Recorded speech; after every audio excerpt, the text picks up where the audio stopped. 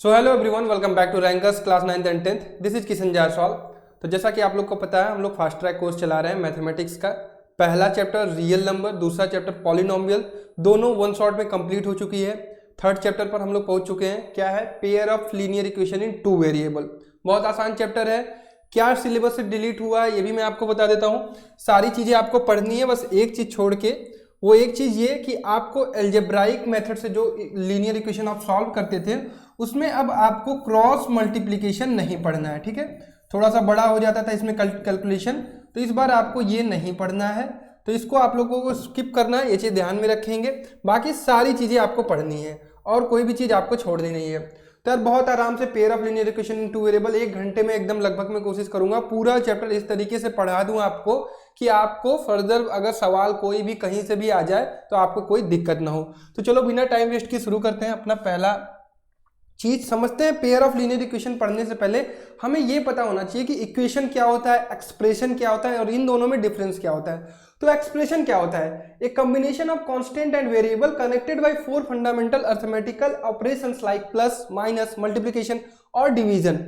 इस तरह के 4 फंडामेंटल अरिथमेटिकल से जुड़े हुए कांस्टेंट एंड वेरिएबल्स। आप लोगों को पता होगा कांस्टेंट मतलब ऐसी वैल्यू जिसकी वैल्यू फिक्स हो, जैसे 4, 5, 6, A, B, C, D।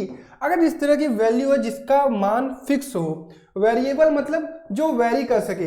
Equation में आपको दिखाई देता है x, y, z, t, p, इस तरह की चीजें, उसे आप कहते हैं वेरिएबल। तो इन सब से मिलकर और मैथमेटिकल ऑपरेशन से मिलकर जो भी चीजें लिखी रहती हैं वो कहलाती हैं अरिथमेटिक अलजेब्राइक एक्सप्रेशन। अब ये तो पता चल गया अलजेब्राइक एक्सप्रेशन, जैसे 6x minus 12, 4x plus 6 equal to 0। ये तो हो गया आपका इक्वेशन और ये हो गया आपका एक्सप्रेशन। चलिए हम लोग समझते हैं इक्वेशन क्या होता है।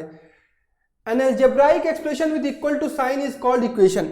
एक ऐसा एक्सप्रेशन जो इक्वल टू साइन के बाद लिखा हो उसे कहते हैं हम इक्वेशन। ठीक है, मतलब अगर मैं एक्सप्रेशन में जैसे यहाँ पे अगर मैं लिख दूं 4x प्लस 6, ये क्या है? सिर्फ ये एक एक्सप्रेशन है। अगर इसके इक्वल टू में मैं 0 लगा दूं तो ये क्या हो गया? इक्वेशन हो गया। मतलब किसी भी चीज को कंपेयर करके वहां पे LHS भी दिखे, RHS भी दिखे तो उसे आप कह सकते हैं इक्वेशन। तो इक्वेशन और एक्सप्रेशन दो चीजें आपको समझ में आ गई होंगी। इस चैप्टर में आपको पढ़ना है लीनियर इक्वेशन। लीनियर इक्वेशन का क्या मतलब होता है कि ऐसी इक्वेशन, ऐसे पॉलिनोमियल जहां पर x की मैक्सिमम, जो भी वेरिएबल है उसकी मैक्सिमम डिग्री 1 होनी चाहिए। तो इस चीज का ध्यान रखेंगे। और linear equation in one variable का क्या मतलब हुआ? सिर्फ एक वेरिएबल आपको दिखेगी। ठीक है, 2 वेरिएबल में रहेगा तो आपको 2 वेरिएबल दिखेगी।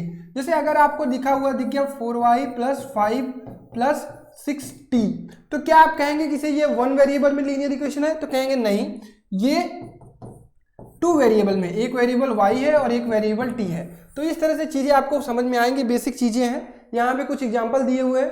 5x plus 18 equal to 3 plus 4x, ये भी आपका एक वेरिएबल में, क्योंकि x सिर्फ यहाँ पे वेरिएबल है। मैं पेन चेंज कर देता हूँ। y minus 1 upon 2 minus y plus 5 upon 4, 6 minus y, ये कितने वेरिएबल में है? एक वेरिएबल में। कौन सा वेरिएबल है? y। ठीक है, तो इस तरह से चीजें आपको यहाँ पे दी हुई है। एग्जांपल मैंने आपको समझा दिया कि किस तरह से आपको पता चलेगा कि linear equation in one variable क्या होता है। Linear refers to the fact that there are no power of variable other than 1। जैसा कि मैंने आपको बताया, x की मैक्सिमम डिग्री कितनी होगी? 1। ठीक है, ये तो हो गई बात linear equation in one variable की। लेकिन हम लोग क्या पढ़ेंगे? लीनियर इक्वेशन इन 2 वेरिएबल।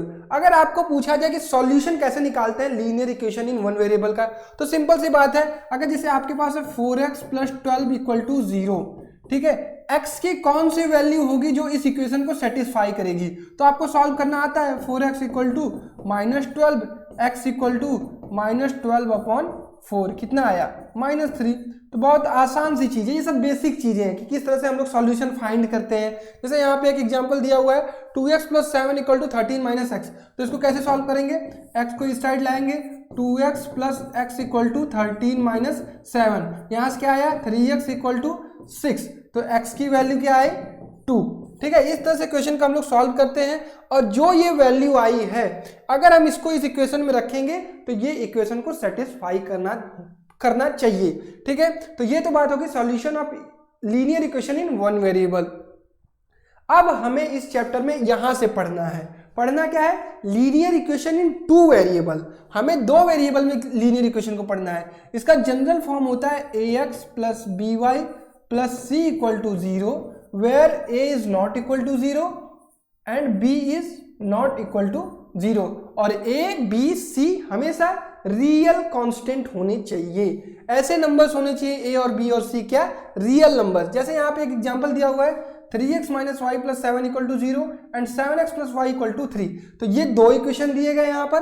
पहला इक्वेशन में भी आप देख सकते हैं 2 वेरिएबल है, x है और y है। यहाँ पे भी आप देख सकते हैं x है और y है। ठीक है, तो ये चीजें आपको पता चल गई। Solution of linear equation in 2 variable, जैसे कि आप लोगों ने अभी पढ़ा, पीछे पढ़ा हम लोगों ने कि जब 1 वेरिएबल में होता है तो सॉल्यूशन कैसे निकालते हैं। इसी तरह 2 वेरिएबल होता है तो जैसे यहाँ पे आपको लिखा हुआ है 4x plus 6y plus 6 equal to 0। तो x की कोई वैल्यू, y की कोई वैल्यू, ऐसी वैल्यू होगी जो इस इक्वेशन को सेटिस्फाई करेगी।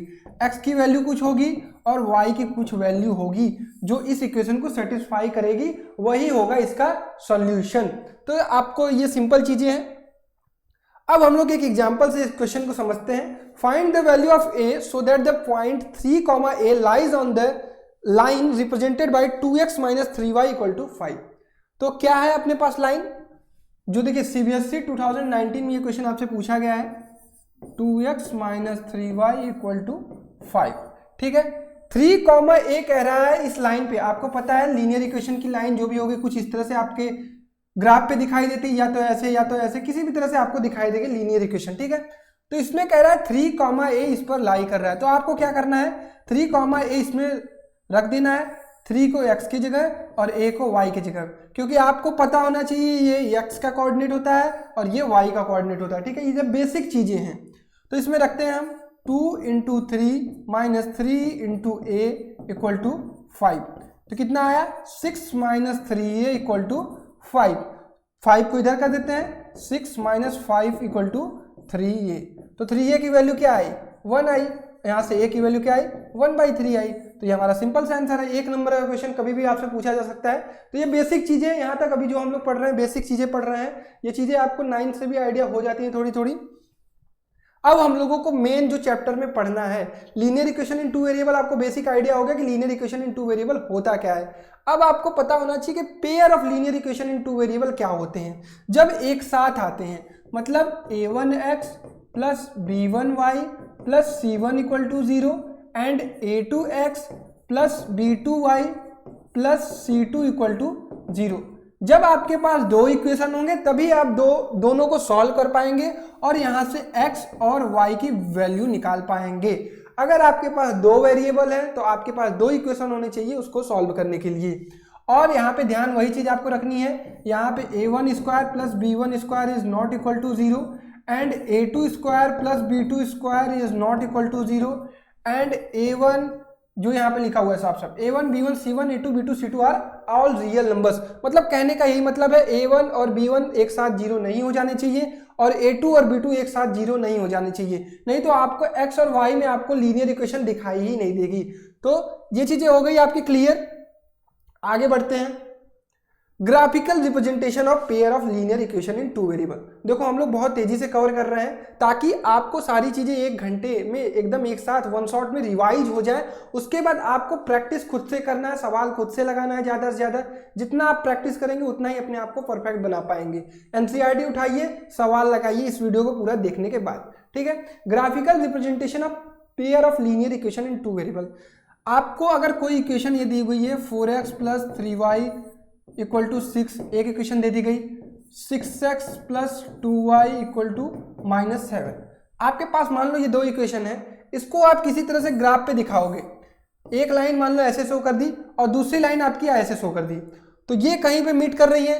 हो सकता है आपकी लाइन कुछ इस तरह से हो जाए एकदम पैरेलल, हो सकता है आपकी लाइन कुछ इस तरह से हो जाए एक दूसरे के ऊपर कोइंसिडेंट। 3 केस होते हैं जब आप ग्राफ पर दोनों लाइन को रिप्रेजेंट करते हैं। तो सीखते हैं हम लोग यहाँ पे पहला केस क्या होता है, the 2 lines intersecting at A point. जब एक पॉइंट पर इंटरसेक्ट करते हैं, जैसे ही आपने ग्राफ ड्रॉ किया आपकी पहली लाइन ये हो गई, दूसरी लाइन आपकी ये हो गई। जैसे ही आपने ग्राफ पे ड्रॉ किया, अगर आपने देखा कि यहीं कहीं पर एक जगह ये इंटरसेक्ट करती है तो उसे हम कहते हैं कि ये इंटरसेक्टिंग एट ए पॉइंट, और इसके 1 सॉल्यूशन होते हैं। कितने सॉल्यूशन होते हैं इसके? Only 1 solution. जहां पर ये पॉइंट मिलता है वहीं पे कहते हैं इसे, वही इसका सॉल्यूशन होगा। जो ये कोऑर्डिनेट होगा x, y, वही उसका सॉल्यूशन होगा। और ग्राफिकल मेथड से इसी तरह हम लोग फाइंड करते हैं। दूसरा आपका क्या कंडीशन होता है? हो सकता है दोनों लाइन एक दूसरे के पैरेलल हो जाए, या तो ऐसे या तो ऐसे या तो ऐसे, कुछ इस तरह से, जो कभी एक दूसरे से मिल ही ना पाए। तो इस कंडीशन में आपके पास आता है नो सॉल्यूशन। ठीक है, 3 कंडीशन बनती है, एकदम याद रखना। तीसरा कंडीशन होता है जब एक दूसरे पे ही लाइन लाई कर जाए, मतलब ये लाइन भी इसी पे आ जाए और दूसरी लाइन भी इसी पे आ जाए, तो इसके कितने सॉल्यूशन होते हैं? Infinite solution. पहली बात अब आपके दिमाग में आ रहा है भैया सॉल्यूशन हम पता कैसे चलता है? तो सॉल्यूशन यार जब कभी भी लाइन टच करेंगी, यहां पे देखो एक जगह टच कर रही है, यहां पे देखो बहुत सारी जगह पे टच कर रही है, आप गिन भी नहीं पाओगे, और यहां पे जो है वो टच ही नहीं कर रही है, मतलब एक दूसरे को कभी छुएंगे ही नहीं, तो यहाँ पे सॉल्यूशन ही नहीं निकलेगा। जब हम एक दूसरे से मिलेंगे ही नहीं तो हमारे बीच से कोई सॉल्यूशन, कोई कुछ भी निकलेगा? नहीं निकलेगा। तो ये आपको पता चल गया कि ग्राफ पर कैसे आपकी लाइन प्लॉट होंगी और कैसे आपको सॉल्यूशन मिलेगा। और बिना एग्जाम्पल किए हम लोग किसी चीज को सीख नहीं सकते हैं, तो इस क्वेश्चन को ध्यान से समझना। उसके बाद ग्राफिकल क्वेश्चन में कभी भी आपको कोई प्रॉब्लम नहीं आएगी, एकदम बेसिक से बताऊंगा किस तरह से आपको ग्राफिकल वाले प्रॉब्लम करने हैं। क्वेश्चन है represent the following pair of linear equation graphically, find the points where the lines intersect at y axis. ठीक है, आपको पहले इस ग्राफ को सॉल्व करना है और बताना है कि ये कौन सा पॉइंट है जहां पर ये वाई एक्सिस इसको इंटरसेक्ट करती है। तो क्वेश्चन में क्या है, आपको इन दोनों पॉइंट का ग्राफ ड्रॉ करना होगा। ठीक है, आपके पास कोऑर्डिनेट एक्सिस ये होती है, ठीक है, ये आपका होता है वाई एक्सिस और ये होता है आपका एक्स एक्सिस। ठीक है, अब आपको क्या करना है, इसका ग्राफ ड्रॉ करना है। तो ये है 3x + y - 5 = 0। तो आपको x और y की वैल्यू निकालनी होगी पहले। ठीक है, कहाँ कहाँ ये पॉइंट लाई करेगा, क्योंकि आपको इस लाइन का इक्वेशन बनाना है, इस लाइन को इस ग्राफ पे प्लॉट करना है। ठीक है, तो मैं मान लेता हूँ इस इक्वेशन में मैंने x की वैल्यू 0 रखी, तो y की वैल्यू क्या आएगी, देख लो यहाँ से 3x = आ जाएगा -y + 5, और x की वैल्यू क्या आ जाएगी -y + 5/3। ठीक है, जब हमने यहाँ पे x की वैल्यू 0 रखी तो y की वैल्यू आ जाएगी 5, रख के देख लो। इसी तरह अगर मैंने y की वैल्यू 0 रखी तो x की वैल्यू आ जाएगी 5/3। ठीक है, अगर कोई एक और वैल्यू रख के आप देख सकते हो, x की वैल्यू 1 रख लो, तो यहाँ पे 1 × 3 = -y + 5, देन y = आ जाएगा 5 - 3, दैट विल बी 2। कोई भी वैल्यू रख के आप निकाल सकते हो कि x की वैल्यू अगर हम कुछ रखते हैं तो y की वैल्यू क्या आती है। तो जो भी चीजें आती हैं उसको ग्राफ पे हम लोग प्लॉट कर देंगे। 0,5 आपका कहीं यहाँ पे आएगा, जैसे मान लो ये 1 है, 2, 3, 4, 5। जब आप इसको ग्राफ पे ड्रॉ करेंगे तो आप एग्जैक्टली आंसर फाइंड कर पाएंगे। मैं आपको बस समझा दे रहा हूँ कि कैसे ग्राफ पे ड्रॉ करते हैं। 5/3, 0 मतलब ये 1 से आगे है और 2 से पीछे है, तो समथिंग यहाँ आएगा आपका पहला पॉइंट, आपका यहाँ आएगा ए पॉइंट, कौन सा है 0,5। दूसरा पॉइंट आपका यहाँ है 5/3, 0। ठीक है, ये बी पॉइंट है। सी पॉइंट भी आपको प्लॉट कर सकते हैं जैसी आपकी जरूरत है, आप अगर मिलाना चाहेंगे कि आपने सही किया या नहीं। ये हो गया आपका सी 1,2। ठीक है, इन तीनों पॉइंट को आप मिला देंगे। जैसे ही मिलाएंगे आपको लाइन की इक्वेशन पता चल जाएगी। कौन सी लाइन है हमारी, बड़े आराम से इसको समझना, 3x + y - 5 = 0। समझ में आया यहाँ तक कैसे हम लोगों ने ग्राफ पे इस लाइन को ड्रॉ किया। हमें x और y के कुछ पॉइंट चाहिए जो इस इक्वेशन को सेटिस्फाई करे। x की वैल्यू जैसे हम रखेंगे y की वैल्यू आ जाएगी, y की वैल्यू रखेंगे x की वैल्यू, कुछ भी करके आपको दो पॉइंट निकालने हैं जो इस इक्वेशन को सेटिस्फाई करे। ठीक है, यही काम हम लोग यहाँ पे भी करेंगे। 2x - y + 5 में पेन में चेंज कर लेता हूँ। अगर मैं x की वैल्यू 0 रखूंगा तो -5 उधर चला जाएगा, तो यहाँ पे क्या आएगा, x की वैल्यू अगर मैं 0 रखता हूँ तो y की वैल्यू आ जाएगी -5। अगर मैं y की वैल्यू 0 रखूँ तो ये आ जाएगा x की वैल्यू 5/2। अब मैं कैसे कर रहा हूँ, मैं कैलकुलेशन अपने माइंड में कर रहा हूँ, आप इसको देख सकते हैं। 2x = हो जाएगा y + 5। ठीक है, तो x की वैल्यू आ जाएगी y + 5/2। 2। अगर मैंने y की वैल्यू 0 रखी तो x की वैल्यू क्या आएगी 5/2। अगर मैंने x की वैल्यू 0 रखी तो y की वैल्यू -5। तो वही चीज़ है। अब मैं इसको ग्राफ पे प्लॉट कर दूंगा 0, -5।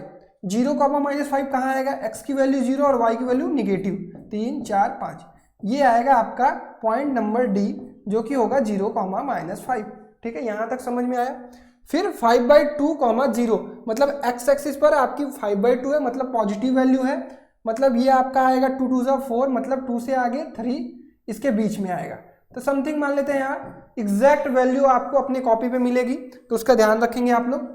ये मान लेता मैं 5/2, 0 हो गया। ठीक, और आपका ये लाइन आपने दिखाया। तीसरे पॉइंट की अगर आपको जरूरत है आप निकाल सकते हैं, चौथे पॉइंट की जरूरत है आप निकाल सकते हैं। जितना ही आप निकालेंगे आपको श्योरिटी हो जाएगी कि आपने लाइन सही निकाली है या नहीं निकाली है। इसको यहाँ से यहाँ मिला देंगे। ठीक है, पेन चेंज कर देता हूँ ताकि आपको सारी चीज़ें अच्छे से दिखाई दे। तो ये मैंने निकाल दिया दूसरी लाइन। ठीक है, हो सकता है ये मेरा ग्राफ नहीं है, हो सकता है सही जगह पे ना मिल रही हूँ, बट आप जब ग्राफ पे प्लॉट करोगे स्केल का यूज करना, पेंसिल का यूज करना, प्रॉपर तरीके से करना, मेथड यही है। और ये जहाँ पे ये लाइन मिलेगी, हो सकता है मेरा ऊपर नीचे मिल रहा हो, तो ये जहाँ पे भी ये लाइन मिलेगी वही उसका आंसर होगा। तो जब आप इसको देखेंगे तो ये कहीं पे 2,1 पे मिलेगी, लगभग मैं भी ला दिया हूँ। तो आप इसको देखेंगे तो 2,1 पे ये मिलेंगी और आपको तभी आपको सॉल्यूशन मिलेगा। तो इस तरह से आपको ग्राफिकल क्वेश्चन को करना है। समझ में आया किस तरह से आपको ग्राफ वाले क्वेश्चन को करना है? देख लो, जहां ये मिलेगी 2,1 वही उसका होगा सॉल्यूशन। अब आपसे क्वेश्चन क्या पूछा था? क्वेश्चन पूछा था find the points where the lines intersect y axis. ठीक है, ये वाई एक्सिस को कहां इंटरसेक्ट कर रही है लाइंस?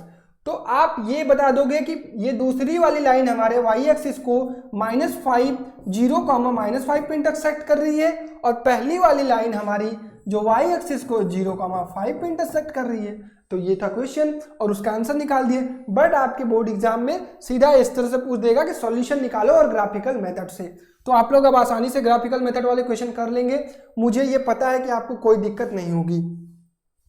तो मैंने बड़े अच्छे से समझा दिया आपको ग्राफिकल मेथड। ग्राफिकल मेथड के अब जितने भी क्वेश्चन हैं आपसे हो जाने चाहिए, कोई भी क्वेश्चन हार्ड नहीं होगा, सब चीज इसी एक रूल पे, रेगुलेशन पे फॉलो होगा। ठीक है, अब हम लोग पढ़ेंगे solution of pair of linear equation in 2 variable. जब आपके पास 2 लीनियर इक्वेशन होंगी, पेयर ऑफ लीनियर इक्वेशन होंगी, तो उनको कैसे सॉल्यूशन निकालते हैं?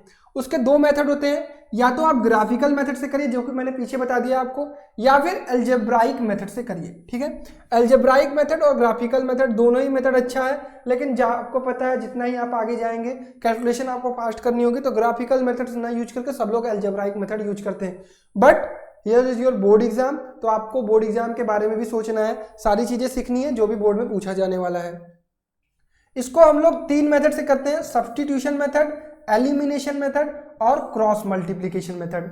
तो आपको पता है कि इस साल आपको क्रॉस मल्टीप्लिकेशन मेथड नहीं पढ़ना है, बट वो बच्चे जो किसी भी आने वाले एग्जाम की प्रिपरेशन कर रहे हैं इसकी तैयारी जरूर कर लेना, क्योंकि हर चीज जानोगे तभी आगे बढ़ पाओगे। ठीक है, क्योंकि कल को जब आप 11th में डिटर्मिनेंट्स पढ़ोगे तो वहां पे आपको क्रॉस मल्टीप्लिकेशन मेथड आना चाहिए।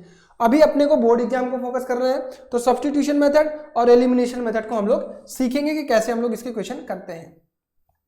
तो सब्स्टिट्यूशन मेथड को करने से पहले यहाँ पे एक क्वेश्चन है हमारे पास, solve graphically the pair of linear equation 3x - 4y + 3 = 0 and 3x + 4y - 21 = 0. Find the coordinate of the vertices of the triangular region formed by these line and x-axis. Also calculate the area of this triangle. तो यार देखो, ये question graphical method से करना है और बड़ा सा क्वेश्चन लग रहा होगा। ये आपको CBSE 2016 में आपसे पूछा गया था, लेकिन मैं आपको एकदम आइडिया दे देता हूं कि इस क्वेश्चन को कैसे करना है और आपसे किस तरह से ये क्वेश्चन सॉल्व हो जाएगा बहुत ही अच्छे तरीके से, और आपको कोई भी दिक्कत नहीं होगी। तो बेसिकली आपको इस क्वेश्चन में क्या करना है, आपको इस क्वेश्चन में पहले इसका ग्राफ ड्रॉ करना है। जैसा मैंने बताया, इस क्वेश्चन में आपको इस इक्वेशन का x और y ऑर्डिनेट्स निकालोगे, कोऑर्डिनेट्स निकालोगे, दोनों आ जाएगा। इस वाले इक्वेशन का भी निकालोगे, दोनों आ जाएगा। ठीक है, अभी देखो क्वेश्चन सॉल्व करा दूंगा मैं, आपको समझ में आ जाएगा, बट अगर आप अपने से प्रैक्टिस करोगे तो ये क्वेश्चन बहुत आसान है, CBSE 2016 में पूछा गया था, हो जाएगा। Find the coordinate of the vertices. जैसे ही आप इसको बनाओगे, हो सकता है x ये लाइन ऐसे जाए और ये लाइन ऐसे जाए। ठीक है, गई ये लाइन। ट्रायंगल कहाँ बन रहा है, ट्रायंगल ये वाला नहीं, क्योंकि ये वाई एक्सिस को नहीं बोला, ये बोला है कि ये ट्रायंगल बताओ हमें जो एक्स एक्सिस को, एक्स एक्सिस कौन सी होती है, ये वाला, तो हमारा रीजन कौन सा होगा, ये वाला।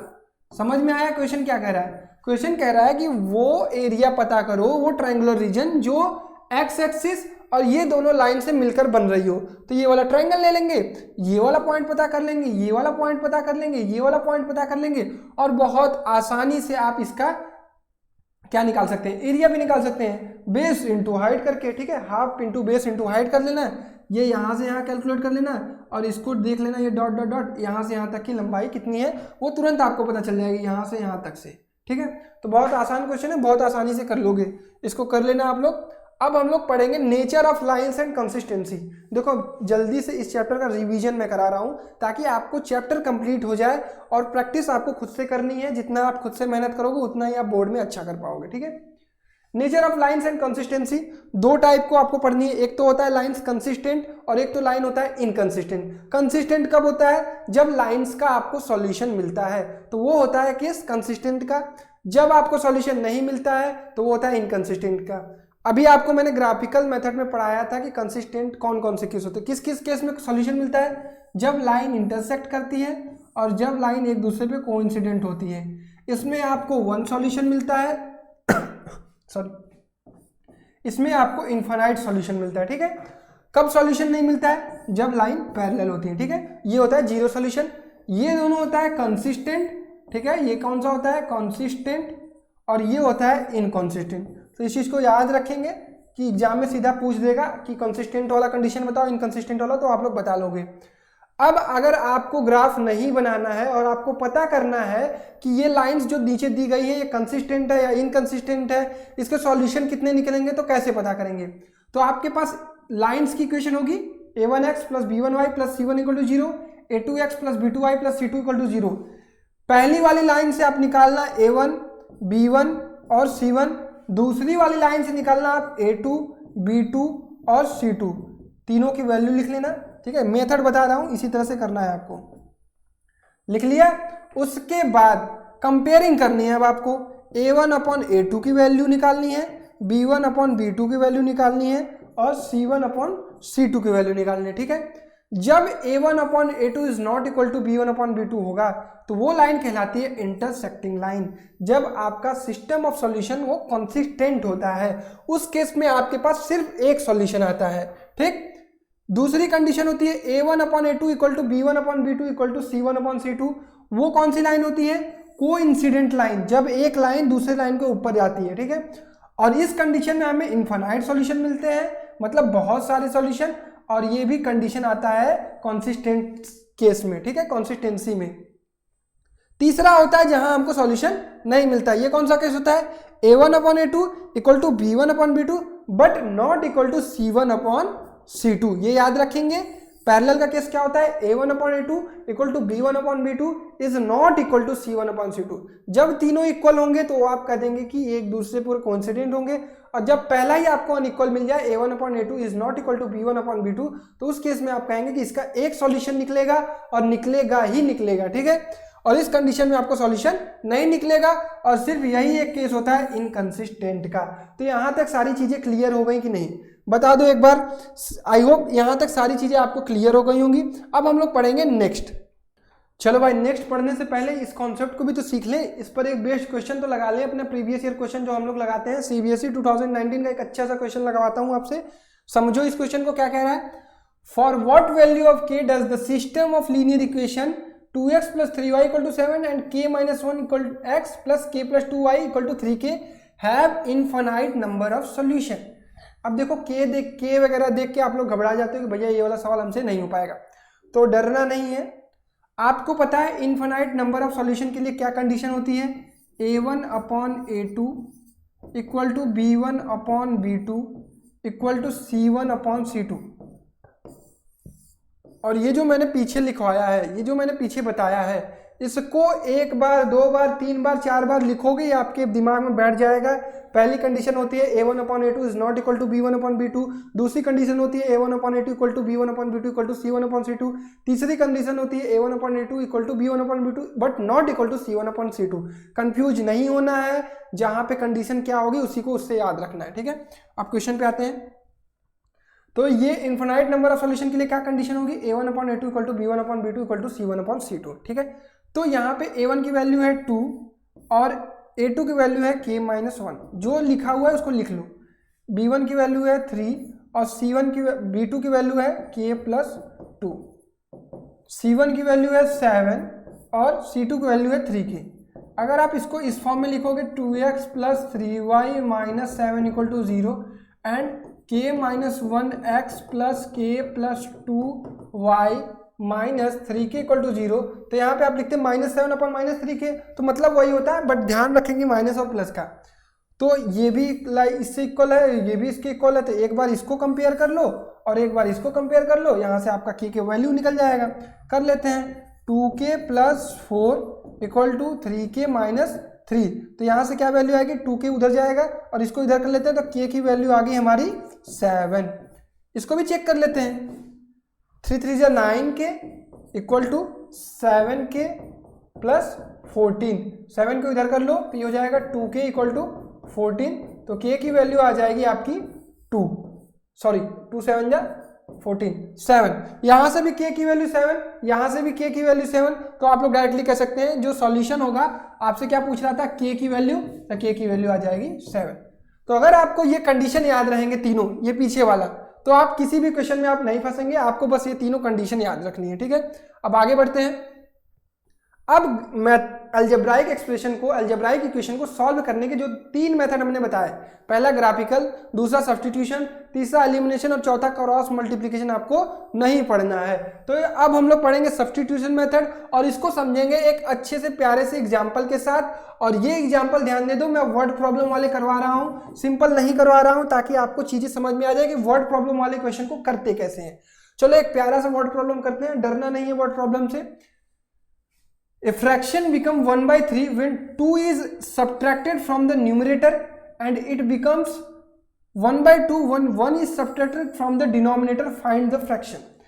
जैसे ही कहा find the fraction, तो आपको फ्रैक्शन मान लेना है x/y, ठीक है। पहला काम जो आपसे पूछा वो मान लो, क्या होगा फ्रैक्शन, x/y। क्यों हमने x/y माना है, क्योंकि न्यूमरेटर अलग होगा और डिनोमिनेटर अलग होगा। चलो, A fraction become 1/3 when 2 is subtracted from the numerator। जब मैंने न्यूमरेटर में से 2 सब्ट्रैक्ट कर दिया, डिनोमिनेटर अपनी जगह पर है, इसमें मैंने कोई छेड़छाड़ नहीं की, तो फ्रैक्शन क्या बन गया 1/3। और दूसरी कंडीशन क्या लिखी हुई है, and it becomes 1/2 when 1 is subtracted from the denominator। मतलब अब ऊपर से छेड़छाड़ नहीं, नीचे y - 1 इक्वल टू कितना है 1/2। क्वेश्चन सॉल्व है, क्वेश्चन यहाँ पे सॉल्व हो गया आपका। अब आपको कुछ करना ही नहीं है, सिर्फ calculation. 3x - 6 equal to y, ठीक है। ये क्या कंडीशन है, 2x इक्वल टू y - 1। अब आपको मैं पढ़ाऊंगा सब्स्टिट्यूशन मेथड। सब्स्टिट्यूशन मेथड क्या होता है, आपके पास 2 इक्वेशन दी रहेगी, एकदम आराम से समझना, आपके पास 2 इक्वेशन दी रहेगी, उसमें से किसी एक इक्वेशन को उठाना, वहां से या तो x या तो y की वैल्यू निकाल लेना। जैसे मैंने मान लो यहाँ पे y का मुझे साफ साफ वैल्यू दिख रहा है, तो मैं वहां लिख दूंगा y इक्वल टू 3x - 6, ठीक है। और इसी वैल्यू को मैं इस इक्वेशन में पुट कर दूंगा, पहले से उठा के दूसरे में पुट कर दूंगा, तो ये हो जाएगा 2x इक्वल टू y की जगह 3x - 6 - 1, ठीक है। कोई दिक्कत यहाँ तक। सब्स्टिट्यूशन मेथड, एक में से एक की वैल्यू निकालनी, या तो x या तो y। जैसे ही मैंने वैल्यू निकाली दूसरे इक्वेशन में मैं डाल दूंगा, ठीक है। तो यहाँ से -7 को इधर कर देता हूं मैं और इसको लिख देता हूं 3x - 2x। तो यहाँ से आई x की वैल्यू 7, ठीक है। x की वैल्यू 7 आई, यहाँ पे मैं रख दूंगा, आपको अभी भी दिखाई दे रहा है ना। तो y equal to 3 7 = 21 - 6 that will become 6 5 11 15, ठीक है। 15 आ गया और y की वैल्यू आ गई 15, x की वैल्यू आ गई 7, तो ये आपका इक्वेशन क्या होगा, 7/15 आपका फ्रैक्शन होगा, जो कि आपका आंसर होगा। चेक कर लेते हैं क्या हम लोगों ने गलत किया या सही। A fraction become 1/3 when 2 is subtracted from the numerator and 3 is subtracted from the numerator and it becomes 1/2। तो अगर मैं ऊपर से 2 सब्ट्रैक्ट कर दूं तो ये क्या हो जाएगा भाई, ये हो जाएगा 5/15। ये क्या आ रहा है 1/3, यही तो आ रहा था पहला कंडीशन। तो इसका मतलब जो मैंने क्रॉस चेक भी कर लिया कि अपना मैंने क्वेश्चन सही किया है या नहीं किया है। अपने ही सॉल्यूशन को क्वेश्चन में पुट करके मैं चेक कर लूंगा कि मैंने सही किया है या नहीं। तो इस तरह से आपको सब्स्टिट्यूशन मेथड समझ में आ गया होगा कि किस तरह से आपको एक में से वैल्यू उठाकर दूसरे में सब्स्टिट्यूट कर देनी है। चलो अब आगे बढ़ते हैं। इस पर बेस्ड सारे क्वेश्चन लगा लेना है एनसीईआरटी के, तब आपको चीजें समझ में आएंगी। एलिमिनेशन मेथड क्या होता है, दो आपको एलिमिनेशन मेथड में दो आपके पास इक्वेशन होगी, उसमें से एक वेरिएबल को आपको एलिमिनेट करना होगा, हटा देना होगा। तो उस मेथड को हम लोग एलिमिनेशन मेथड, बहुत आसान मेथड होता है। जैसे मान लो एक एग्जांपल में लेता हूं 2x + 3y = 8, दूसरा है आपके पास 4x + 6y = 7। ठीक है, अब या तो आपको x को एलिमिनेट करना है या तो y। आपके पास दो इक्वेशन दी गई है, ठीक है। तो अगर आपको x को एलिमिनेट करना है तो यहाँ पे 4x है। अगर आप इसमें इस इक्वेशन में किस नंबर से मल्टीप्लाई करो कि आपके पास इस इक्वेशन को में भी 4x बन जाए, तो आप इसमें 2 से मल्टीप्लाई कर देना। तो ये इक्वेशन क्या हो जाएगी, 2 2 = 4x + 2 3 = 6y = 2 8 = 16। तो आप लोग कहोगे भैया ये तो इक्वेशन ही चेंज हो गया। ये इक्वेशन में कोई फर्क नहीं पड़ेगा, क्योंकि आपने दोनों साइड ये काम किया है। आपने LHS में भी किया है, RHS में भी किया है। जब आप किसी भी इक्वेशन में दोनों साइड में काम करेंगे तो आप इस इक्वेशन को कोई भी खराबी नहीं पहुंचाते हैं, कोई भी दिक्कत नहीं पहुंचाते हैं। तो मैंने दोनों साइड मल्टीप्लाई किया तो ये हो गया आपका 4x + 6y = कितना आया 7। ठीक है, तो ये कितना हो गया माइनस माइनस माइनस। ये है हमारा एलिमिनेशन मेथड। यहां से जैसे ही मैं करूंगा तो x को मैंने एलिमिनेट करने की कोशिश की है, साथ ही साथ मैं क्या देखता हूं y भी एलिमिनेट हो गया है। y भी एलिमिनेट हो गया तो इधर क्या बचा 0 और इधर क्या बचा 7। तो मुझे बताओ क्या कभी ऐसा हो सकता है 0 7 के बराबर हो सकता है? बताओ 0 बराबर हो सकता है 7 के? नहीं, 0 कभी भी बराबर नहीं हो सकता है 7 के। तो मैं कहूंगा कि ऐसा पॉसिबल ही नहीं है। तो ये दोनों लाइन होंगी पैरेलल, मतलब इन दोनों लाइन का कोई भी सॉल्यूशन नहीं निकलेगा, नो सॉल्यूशन।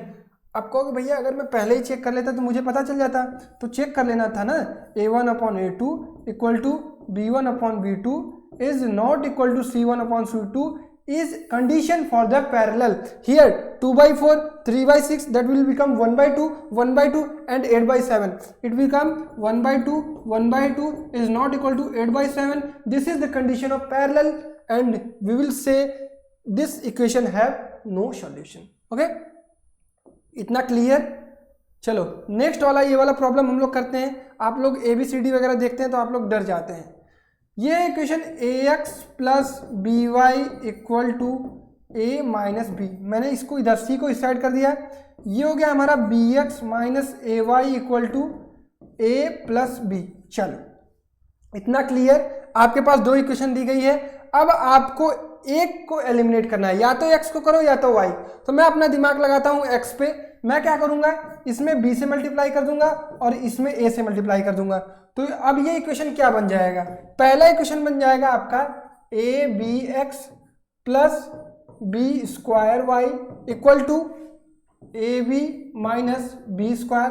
दूसरा इक्वेशन क्या बन जाएगा, abx - a² y = a² + ab। ठीक है, इतना क्लियर। अब आप कहोगे भैया दोनों में क्यों मल्टीप्लाई किया? क्योंकि यार देखो, अगर मैं इसमें केवल मल्टीप्लाई करता तो ये कुछ ना कुछ मुझे दोनों को बराबर करना है। दिमाग ये आपको लगाना है, अगर आप y पे ध्यान देते हैं तो y वाले कोफिशिएंट को बराबर करना है, अगर आप x पे ध्यान देते हैं तो आपको x वाले कोफिशिएंट को बराबर करना है।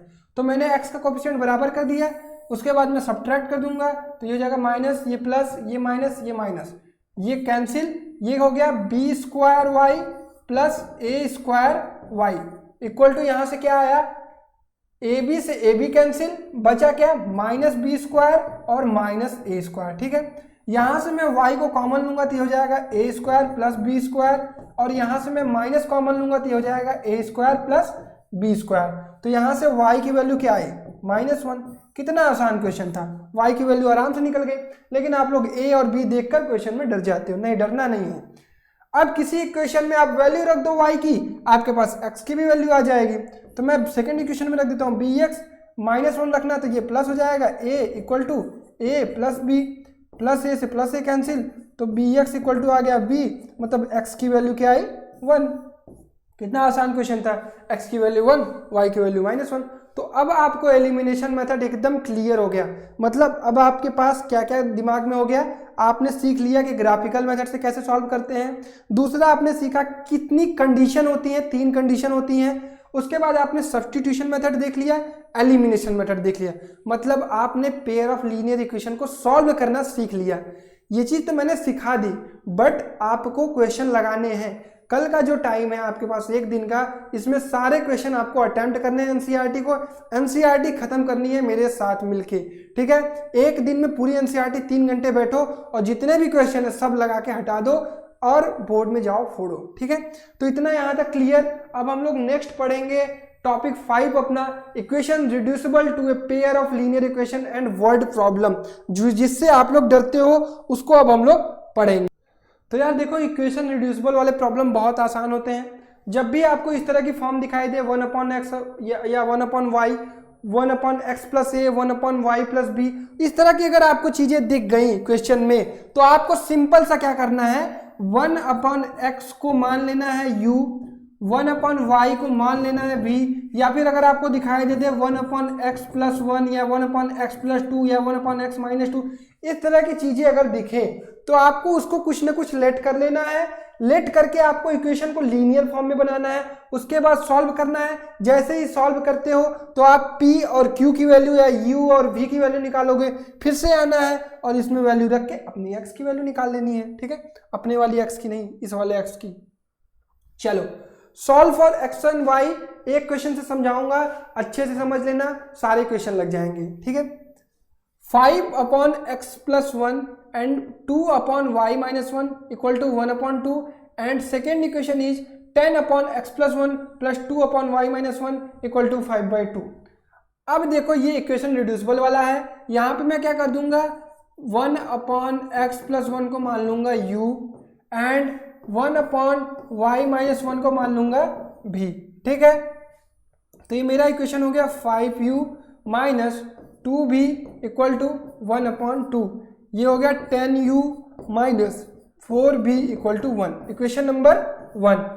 सेकेंड, इसके नीचे करता हूं, 10u plus 2v equal to 5/2, cross multiply किया 20u plus 4v equal to 5, equation number 2।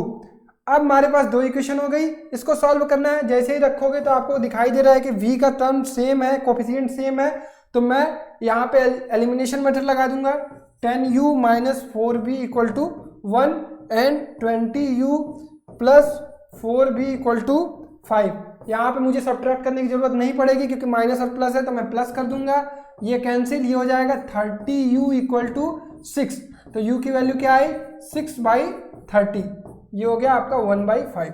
u की वैल्यू आ गई तो आप v की वैल्यू निकाल सकते हो, किसी एक इक्वेशन में पुट कर दो, तो ये हो जाएगा आपका 10 into 1/5 minus 4v equal to 1। तो 5 2 जा 10 minus 4v equal to 1 minus 2। तो यहाँ से क्या आया, माइनस 4v इक्वल टू -1, तो v की वैल्यू आई 1/4। अब कुछ आप लोग क्या करोगे, यहीं पे क्वेश्चन अपना करके सॉल्व छोड़ दोगे, लेकिन यहाँ नहीं छोड़ना है क्योंकि आपसे क्वेश्चन में x और y की वैल्यू पूछी गई है, ठीक है। तो x और y की वैल्यू कैसे निकालेंगे, हमने जो माना है उसमें वैल्यू पुट कर देंगे, ठीक है। पेन चेंज करता हूँ, यहाँ पे मैं u की वैल्यू क्या आई है मेरी 1/5, तो ये मैं लिखूंगा यहाँ पे 1/x प्लस 1 इक्वल टू 1/5। तो मैं सीधा लिख सकता हूँ x प्लस 1 इक्वल टू 5, तो x की वैल्यू क्या आई 4। सिमिलरली 1/y माइनस 1 की वैल्यू, मैंने v की वैल्यू क्या निकाली है, v की वैल्यू मैंने निकाली है 1/4, तो y माइनस 1 की वैल्यू क्या हो जाएगी 4, तो y की वैल्यू क्या आ जाएगी 5। अब जाके आपका क्वेश्चन कंप्लीट हुआ जब x की वैल्यू और y की वैल्यू भी आपने निकाल दी। तो इस तरह से आपको इक्वेशन रिड्यूसिबल वाले प्रॉब्लम करने हैं, और कोई भी सवाल आए कहीं से भी आप बड़े आसानी से कर सकते हो। बस आपको सोचना है कि आपको मानना क्या है, ठीक है। अगर आप इसको डायरेक्टली करने की कोशिश करोगे तो फंस जाओगे, ठीक है। अब आपको वर्ड प्रॉब्लम वाले क्वेश्चन में प्रॉब्लम आती है, बहुत सारे टाइप के होते हैं। Age based problem, commercial mathematics जहां पे आपको लॉस प्रॉफिट इस तरह की चीजें दिखी हुई, परसेंटेज वगैरह। नंबर एंड डिजिट बेस्ड, आपको 2 डिजिट नंबर को हमेशा 10x प्लस y मानना है, ठीक है, इस तरह की चीजें। फ्रैक्शन बेस्ड, जो कि मैंने एक क्वेश्चन कराया x by y. Speed distance, formula याद रखना है, speed equal to distance upon time.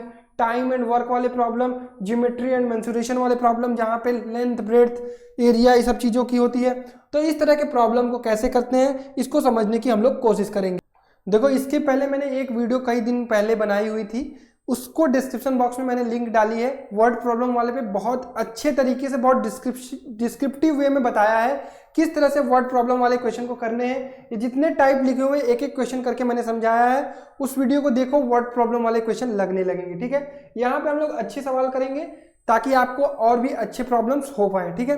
तो हमारे पास एक सवाल है, बहुत बढ़िया सवाल है। इस तरह के क्वेश्चन आ सकते हैं आपके सीबीएसई बोर्ड में, क्योंकि सिलेबस रिड्यूस हुआ है तो अच्छे अच्छे प्रॉब्लम आने के काफी चांसेस हैं। तो ये क्वेश्चन बहुत सारे बच्चों का फंसता है, बहुत सारे कॉम्पिटिटिव एग्जाम में भी पूछा जाता है, लेकिन बेसिक सा मेथड है, बेसिक सा कॉन्सेप्ट है। कॉन्सेप्ट सीख लो, क्वेश्चन कभी भी याद करने की जरूरत नहीं पड़ेगी। क्वेश्चन क्या है? क्वेश्चन है 4 men and 6 boys can finish a piece of work in 5 days। मतलब कोई भी एक काम, बड़ा सा काम है जिसको 4 आदमी और 6 लड़के मिलकर 5 दिन में खत्म करते हैं। while 3 men and 4 boys can finish it in 7 days। अगर लड़के और आदमी कम हो गए, 3 men और 4 boys, तब इस काम को फिनिश वो 7 days में करते हैं। Find the time taken by 1 man alone और दैट बाय 1 boy alone। ठीक है, अब टाइम आपको पता करना है कि जब एक आदमी अकेला उसको करे तो कितने दिन में करता है, या फिर एक लड़का उसको अकेला करे तो कितने दिन में करता है। तो आपको सॉल्यूशन करने का स्टार्टिंग कैसे करना है? Let 1 man finish work in x days. ठीक है, मान लेता हूं कि एक आदमी अकेले उस काम को x डेज में खत्म करता है, और 1 बॉय, एक लड़का है, वो भी इसी काम को y डेज में फिनिश करता है। ठीक है, ध्यान देना, समझना इसको। एक लड़का है, वो x दिन में पूरे काम को खत्म कर देगा अगर अकेले काम करेगा, अगर आदमी, और अगर लड़के की बात करूं तो y डेज में उस काम को फिनिश करेगा। तो अगर आपसे पूछा जाए कि 1 man 1 डे वर्क कितना होगा, टोटल काम को x दिन में कंप्लीट करेगा, तो एक दिन में वो कितना काम करेगा, टोटल काम का 1 अपॉन टोटल काम, ठीक है, 1 अपॉन x वर्क करेगा। ठीक है, समझ में आया? इसी तरह अगर आपसे पूछा जाए 1 बॉय का 1 डे वर्क कितना होगा, तो वो हो जाएगा 1 अपॉन y। यहां तक चीजें क्लियर है कि नहीं? ये चीज मुझे बताओ, ये बेसिक फंडा समझ में आया कि नहीं? आई होप यहां तक किसी को कोई प्रॉब्लम नहीं होगी। मैंने क्या किया, एक मैन का पूरा काम कितने दिन में करेगा, x दिन में, तो एक दिन में कितना काम करेगा, 1 अपॉन x काम करेगा। इसी तरह ये लड़का कितना काम करेगा, 1 अपॉन y। तो इतनी बेसिक चीजें हैं। इसके बाद क्वेश्चन में आपको जो दिया गया उसके अकॉर्डिंग कर लो। ठीक है, इसको मैं इरेज कर देता हूं, जो मैंने माना आपको याद हो गया होगा, क्योंकि स्पेस थोड़ा कम है तो इस चीजों को करते हैं।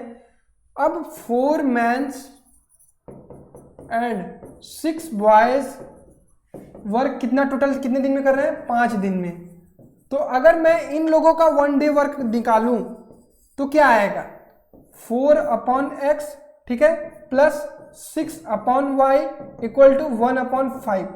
5 दिन में ये पूरा वर्क कर रहा है, तो ये अगर मैं निकालूं एक दिन का वर्क, तो ये 4 अपॉन x, ये 6 अपॉन y और ये 1 अपॉन 5। ठीक है, मतलब मैं एक ही दिन का काम निकाल रहा हूं। इसी तरह 3 men एंड 4 boys की बात करूं तो 3 men एंड 4 boys की मैं बात करूं तो ये हो जाएगा 3 upon x plus 4 upon y equal to कितना है, 7 डेज। तो ये हो जाएगा 1 अपॉन 7। ठीक है, यहां तक सबको समझ में आया कैसे मैंने कन्वर्ट किया?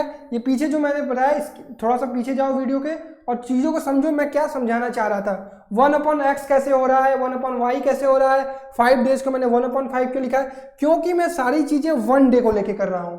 यूनिटरी मेथड पढ़ा होगा आप लोगों ने। अगर कोई भी चीज 50 रुपए का, जैसे 50 रुपए के 10 पेन है, ठीक है, तो 1 रुपए में कितने पेन होंगे, 10/50। इसी तरह अगर 4 मैन पूरा काम 50 दिन में कर रहे हैं तो एक मैन उसी काम को कितने दिन में करेगा? 1/50 × 4। ये यूनिटरी मेथड है, ठीक है। इसको समझना, मैं क्या समझाने की कोशिश कर रहा था, ठीक है। यूनिटरी मेथड आपको आना चाहिए। एक सेकेंड, ठीक है, क्लियर। इसके बाद बस आपका बचा क्या? अभी जो हमने पीछे सीखा इक्वेशन रिड्यूसिबल वाले, 1/x को लिख देना, इसको कर देना 4u, इसको 6b, इसको कर देना 1/5। फिर यहाँ से क्या हो जाएगा? 3u + 4b = 1/7। इस क्वेश्चन को सॉल्व कर लेना, कुछ भी नहीं बचा है इस क्वेश्चन में और आंसर आ जाएगा, ठीक है। नेक्स्ट प्रॉब्लम एक पढ़ते हैं, बहुत अच्छा सा प्रॉब्लम, बोट वाला प्रॉब्लम। कॉन्सेप्ट दे देता हूँ, कॉन्सेप्ट के साथ साथ क्वेश्चन को भी समझा देता हूँ, सॉल्यूशन आप लोग खुद से कर लीजिएगा। देखो, ए boat goes 30 kilometre upstream and 44 kilometre downstream in 10 hours, ठीक है। 10 घंटे में एक बोट, पहली बात 2 चीजें आपको पता होनी चाहिए, अपस्ट्रीम क्या होता है और डाउनस्ट्रीम क्या होता है। अपस्ट्रीम मतलब कि जैसे अगर पानी इस तरह से चल रहा है तो नाव जो है उसी की धारा में चल रही है, मतलब उसी के साथ साथ चल रही है। और डाउनस्ट्रीम मतलब अगर पानी इस साइड चल रहा है तो नाव जो है उसके अपोजिट साइड में चल रही है। 2 कॉन्सेप्ट याद होना चाहिए, अपस्ट्रीम क्या होता है और डाउनस्ट्रीम क्या होता है, ठीक है। तो बोट जो है 30 किलोमीटर अपस्ट्रीम चल रहा है और 44 किलोमीटर डाउनस्ट्रीम चल रहा है, और ये बात 10 घंटे के लिए दी गई है। इसी तरह 13 घंटे में ये बोट कैसे चल रहा है? 40 किलोमीटर अपस्ट्रीम चल रहा है और 55 किलोमीटर डाउनस्ट्रीम। देखो, इस क्वेश्चन को एकदम ध्यान से समझना। Determine the speed of the stream and that boat in still water. तो मैं मान लेता हूं कि स्पीड ऑफ बोट कितना है, स्पीड ऑफ स्ट्रीम, ठीक है, स्पीड ऑफ स्ट्रीम मान लेता हूं मैं x, और स्पीड ऑफ बोट को मैं मान लेता हूं इन स्टिल वाटर, जब पानी शांत है तो कितना है? y, ठीक है। अगर ये मेरी नदी है, समझ लो इस क्वेश्चन को, इस क्वेश्चन का इस तरह का कभी भी क्वेश्चन आएगा, कभी नहीं फंसोगे। अगर ये मेरा पानी है, ये पानी जो है वो स्पीड ऑफ स्ट्रीम x किलोमीटर/आवर है, ठीक है, और इस बोट की स्पीड में मान लिया y किलोमीटर/आवर। अब ध्यान दो, अप स्ट्रीम क्या होता है? अप स्ट्रीम मतलब अगर मैं इस तरह से बढ़ रहा हूं, अगर मुझे कोई पीछे से धक्का दे तो मेरी स्पीड बढ़ जाएगी, मतलब अप स्ट्रीम मतलब इन दोनों का स्पीड जो होगा वो ऐड हो जाएगा, x + y, ठीक है। और डाउन स्ट्रीम क्या होगा? x - y। यहां तक कॉन्सेप्ट एकदम अच्छे से समझ लो। अप स्ट्रीम मतलब x + y, बोट अब इसके साथ चलेगा, इसको धक्का देगा, ढकेलेगा, और जब ये उल्टा चलेगा तो स्पीड घट जाएगी, x - y, ठीक है। तो बस अब क्वेश्चन सॉल्व। ए बोट 30 किलोमीटर अपस्ट्रीम चलती है और 44 किलोमीटर इन डाउनस्ट्रीम, और 10 आवर आपको टाइम दिया गया है, मतलब आपको 30 किलोमीटर का टाइम निकालना होगा कि 30 किलोमीटर अपस्ट्रीम में टाइम कितना लगेगा। टाइम इक्वल टू क्या होगा? Time equal to speed equal to होता है डिस्टेंस अपॉन टाइम, तो टाइम इक्वल टू होगा डिस्टेंस अपॉन स्पीड। तो डिस्टेंस कितना है? 30 किलोमीटर, स्पीड कितना है? x + y, ठीक है, ये हो गया t1। इसी तरह कह रहा है कि 44 किलोमीटर डाउन स्ट्रीम जाएगा, 44 किलोमीटर डाउन स्ट्रीम जाएगा, तो t2 कितना हो जाएगा आपका? 44/x - y, ठीक है। ये t1 और t2 समझ में आया कि नहीं? t1 मतलब 30 डिस्टेंस, और स्पीड कितना है? x + y। अप स्ट्रीम में x + y होगी और डाउन स्ट्रीम में x - y होगी, ठीक, क्लियर यहां तक। सेकंड कंडीशन की बात करते हैं। सेकंड कंडीशन से पहले t1 मैंने निकाला, t2 निकाला, तो t1 + t2 कितना दिया गया है? 10 आवर, ठीक है, ये आवर है, ये आवर है, तो इस तरह मैं इसको ऐड कर दूंगा, 30/x + y + 44/x - y = 10, ठीक। पहला इक्वेशन ये आ गया। अब आपको दिखाई दे रहा होगा कि भैया अब हमें इक्वेशन रिड्यूसिबल वाला कॉन्सेप्ट लगाना है। 1/x + y को मैं मान लूंगा u, 1/x - y को मान लूंगा मैं v, ठीक है, तो क्लियर आएगा। सिमिलरली सेकेंड कंडीशन के लिए भी लगाएंगे, तो आपका क्या आ जाएगा? 40 किलोमीटर अप स्ट्रीम है तो 40/x + y + 55 डाउन स्ट्रीम है, तो कितना हो जाएगा डाउन स्ट्रीम? x - y, और टाइम कितना आएगा? टाइम हो जाएगा आपका, कितना दिया गया है? 13 आवर। बस क्वेश्चन सॉल्व। अब आपको क्या करना है? अब क्वेश्चन में आपको कुछ नहीं करना है, 1/x प्लस वाई को मान लेना u, 1/x माइनस वाई को मान लेना v, ये इक्वेशन हो जाएगा आपका। देखो यहाँ पे थोड़ा इरेज करने में प्रॉब्लम होती है। बहुत अच्छा क्वेश्चन है, बहुत अच्छे से जिसको कॉन्सेप्ट समझ में आ जाएगा वो कभी नहीं भूलेगा। और कॉन्सेप्ट याद करना इस क्वेश्चन का, अगर जिस बच्चे ने कॉन्सेप्ट सीख लिया उसे कभी भी कोई प्रॉब्लम नहीं होगी, ठीक है। 30/x plus Y, 1/x plus Y को मान लेना u, 1/x प्लस वाई को मान लेना x माइनस वाई को मान लेना v, ठीक है, इसको मान लेना v। तो ये इक्वेशन हो जाएगा आपका 30u plus 44v equal to 10, यहाँ से आ जाएगा 40u plus 55v equal to 13। दो इक्वेशन सॉल्व करना, u की वैल्यू आ जाएगी, v की वैल्यू आ जाएगी। जैसे ही u की वैल्यू आएगी, ये मान लो आ गया मेरा 6, v मान लो मेरा आ गया 7, तो मैं रख दूंगा 1/x plus y equal to 6 और 1/x minus y equal to 7, मान लो, ठीक है, मानने की बात कर रहा हूँ। तो यहाँ से मैं लिख सकता हूँ x plus y equal to 1/6 and x minus y equal to 1/7। अब फिर से x और y के फॉर्म में इक्वेशन है, इसको सॉल्व कर लेना, तब आंसर आएगा और तब छोड़ना, क्योंकि आपने x और y माना है, x माना है स्पीड ऑफ स्ट्रीम और y माना है बोट इन स्टिल वाटर। तो आई होप सारी चीजें आपको क्लियर हो गई। आप लोग ये सोच रहे हो कि भैया और सारे सवाल क्यों नहीं करवाएं।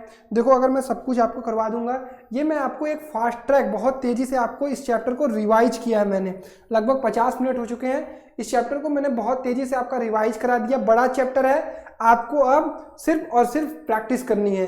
जिस बच्चे ने पूरी वीडियो देखी होगी उसे सारे कॉन्सेप्ट क्लियर हो गए होंगे। 1 घंटे में पूरी चीज़ें मैंने बता दी। बहुत ज़्यादा सवाल नहीं करवाए हैं, लेकिन अच्छे अच्छे प्रॉब्लम को करने का तरीका बता दिया है। तो अब आपको एनसीईआरटी पूरा खुद से सॉल्व करना है। कोई भी डाउट आता है डिस्क्रिप्शन बॉक्स में व्हाट्सअप लिंक ज्वाइन करो, एक एक सवाल, एक एक डाउट, एक एक क्वेश्चन मुझसे पूछो, ठीक है। व्हाट्सअप ग्रुप ज्वाइन कर लो, पर्सनल मेंटरशिप का एंजॉय करो, फ्री ऑफ कॉस्ट, कोई कॉस्ट नहीं, लिंक डिस्क्रिप्शन बॉक्स में है, आराम से ज्वाइन करो और एंजॉय करो और पढ़ाई करो। कोई भी डाउट आता है किसी भी सब्जेक्ट में, 10th और बोर्ड में, तुरंत मुझसे पूछो, ठीक है। अगर ये वीडियो पसंद आए तो इस वीडियो को लाइक करना और चैनल को जरूर से जरूर सब्सक्राइब करना और शेयर जरूर करना यार। थैंक यू यार।